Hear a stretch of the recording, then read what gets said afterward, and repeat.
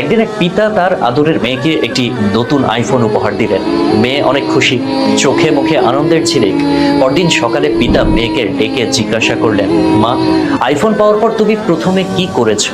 মেয়ে হেসে উত্তর দিল, আমি স্ক্রিন গার্ড আর কভার অর্ডার দিয়েছি বাবা।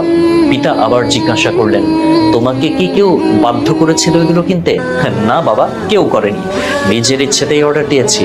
তুমি কি মনে করো এতে আইফোন নির্মাতাকে তুমি অপমান করেছো? মেয়ে হালকা হেসে বলল, আরে না বাবা, বরং তারাই তো উপদেশ দেয় স্ক্রিন ও কভার ব্যবহার করার জন্য। পিতা আবার জিজ্ঞাসা করলেন, তাহলে তুমি কি চাও না আইফোনটা সম্পূর্ণভাবে দেখা যাক? কভার দিলে তো ওর আসল সৌন্দর্য ঢাকা পড়ে যাবে।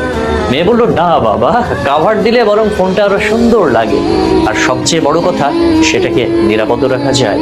পিতা এবার মেয়ের চোখে চোখ রেখে শান্ত গলায় বললেন, মা, যদি একটি যন্ত্রের সৌন্দর্য ও নিরাপত্তার জন্য তুমি এমন সচেতন হতে পারো, তবে ভাবো তো, তোমার নিজের শরীর, যা একটি যন্ত্র নয় বরং একটি মহামূল্যবান সৃষ্টি, যা এই ঘরের সম্মান, আমাদের গর্ব, তাকে ঢেকে রাখা কি আরো জরুরি নয়?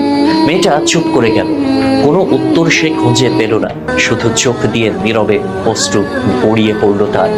সেই অশ্রুতে ছিল উপলব্ধি, ছিল ভালোবাসা, ছিল আত্মসম্মান। পিতা কাঁধে হাত রাখলেন মেয়ের। মা, নারীদের দেহ আড়াল করলে তাদের সৌন্দর্য কমে না, বরং সংরক্ষিত থাকলে সেই সৌন্দর্য আরো বাড়ে। যা সবের নয় তাই তো সবার চেয়ে দামি। এই গল্পটি আমাদের শেখায়, যেমন আমরা মূল্যবান বস্তু রক্ষা করতে সতর্ক হই, ঠিক তেমন ভাবে নিজের দেহ, ইজ্জত ও মর্যাদাকেও রক্ষা করা আমাদের দায়িত্ব। একটি মোবাইল ফোনকে আমরা কভার দিয়ে আড়াল করি তার নিরাপত্তা ও সৌন্দর্য ধরে রাখতে, তেমনি নারীর সৌন্দর্য ও মর্যাদা রক্ষা হয় শালীনতা, পর্দা ও সতীত্বের মাধ্যমে। আধুনিকতা মানে নিজের মূল্য হারানো নয়, বরং নিজের মর্যাদাকে বুঝে যথাযথভাবে রক্ষা করা। নারীর সৌন্দর্য তখনই পরিপূর্ণ হয় যখন তা সম্মান, আত্মমর্যাদা ও পর্দার আলোয় আলোকিত হয়।